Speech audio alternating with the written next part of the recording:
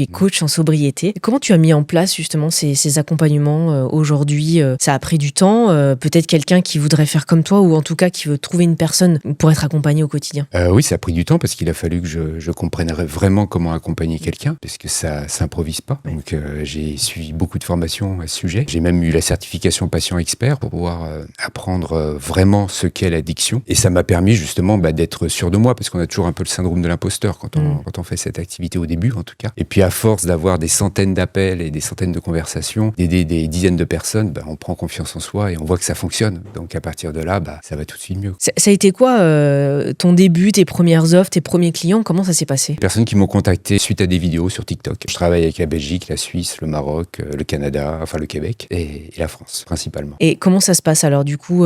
C'est des personnes qui s'interrogent parce qu'ils ont une trop grosse consommation ou ils ont une consommation trop addictive? C'est quoi vraiment la typologie? Quand on commence à se poser la question, c'est que déjà il y a un problème quelque part. Et c'est pas une question de fréquence ou de quantité, c'est vraiment une consommation qui nous convient pas. J'ai des clients qui vont boire une fois par semaine, mais ça leur convient pas parce que quand ils boivent, ils n'arrivent pas à s'arrêter, ils ont plus le contrôle et c'est des personnes qui ont des entreprises, qui ont des activités dont le salaire dépend de leur performance et de leur efficacité aussi. Et à partir de là, ça leur convient pas du tout.